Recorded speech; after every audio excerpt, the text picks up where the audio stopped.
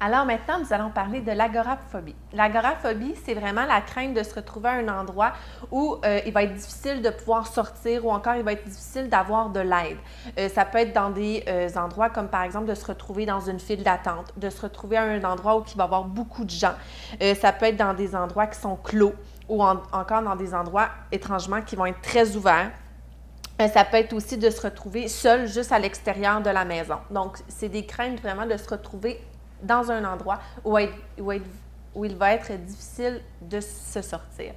Ce qui peut arriver comme impact, c'est que la personne qui souffre d'agoraphobie va beaucoup se promener dans un périmètre qui va être plus restreint. Donc, ils vont être accompagnés par quelqu'un en qui ils vont avoir très confiance. C'est sûr, ce qui va faire en sorte qu'au niveau de leur liberté de déplacement, mais ça va amener beaucoup de difficultés. Ça peut faire aussi que la famille, bien, ça va les affecter beaucoup parce que si ton proche ne sort jamais seul de la maison, bien, ça fait en sorte que s'il veut aller faire son épicerie, s'il veut aller à la pharmacie acheter ses médicaments, s'il veut aller juste se promener, bien, il ne le fera peut-être pas seul, il va toujours devoir être accompagné. Donc, c'est sûr que l'impact pour la famille est plus grand, pour les proches, pour les amis, bien, l'impact est plus grand. Aussi, certaines personnes vont s'exposer. Certaines personnes qui souffrent d'agoraphobie vont s'exposer à ce qui va les rendre anxieux. Par contre, ils vont vivre une très grande anxiété. Ça peut découler il va y avoir des crises de panique lorsqu'ils vont s'exposer. Donc, les crises de panique, pour avoir plus d'informations, on a une petite vidéo sur le trouble de panique. Ce qui va aussi faire en sorte que, bien, s'il y a un trouble de panique, bien, ça va faire en sorte qu'il va éviter encore plus peut-être certaines situations comme se retrouver dans des endroits ouverts ou se retrouver dans des endroits où il y a beaucoup de gens.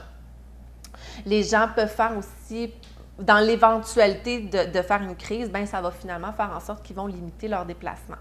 Ce qu'il faut savoir, c'est qu'au niveau des traitements, il peut y avoir de la médication qui va être donnée pour les personnes qui souffrent d'agoraphobie. Puis, la médication est un petit peu comme une béquille. Donc, au début, ils vont être utilisés, mais c'est pas nécessairement le traitement de choix à long terme, parce que certaines médications, comme les anxiolytiques, par exemple, peuvent développer une dépendance. Donc, ce qui va être beaucoup priorisé, ça va être de la psychothérapie. De la psychothérapie qu'on va dire cognitivo-comportementale. Qu'est-ce que ça veut dire, ça? Ça veut dire, c'est dans le fond qu'ils vont aller modifier les pensées pour avoir un impact sur le comportement de la personne. Ils peuvent aussi avoir des approches qu'on va dire complémentaires, donc de la méditation, de la relaxation, des groupes d'entraide. Toujours pour voir, les groupes d'entraide ont toujours pour but de voir qu'ils ne sont pas seuls à vivre ça, donc c'est que plusieurs autres personnes vont le vivre, donc ça va beaucoup moins les stigmatiser, vont avoir moins peur d'en parler.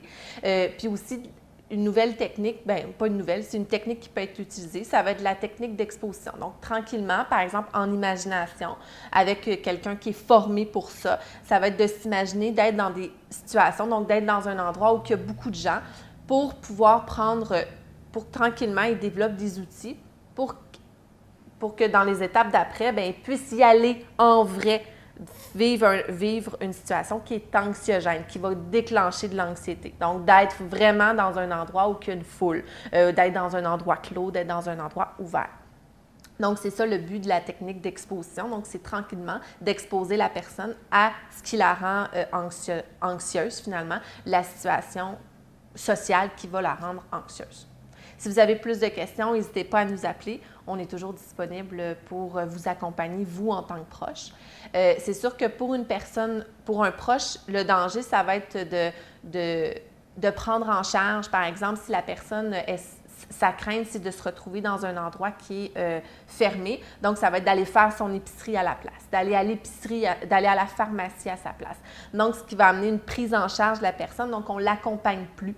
On la prend en charge. Donc, à ce moment-là, l'aide qu'on lui offre ne sera pas bénéfique à long terme.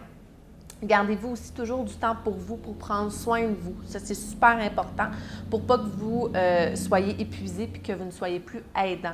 Ça va être d'encourager la personne dans les traitements qu'elle va entreprendre et également si vous êtes capable de souligner les améliorations qu'il va y avoir dans ces traitements. Donc, ça va beaucoup aider la personne. Et ça peut être aussi de trouver un endroit où que vous allez pouvoir parler de ce que vous vivez par rapport à votre proche, ce qui peut beaucoup vous aider pour avoir un espace où vous n'allez pas vous sentir jugé face à ce que vous vivez. Voilà ce qui clôt en fait la petite capsule sur l'agoraphobie.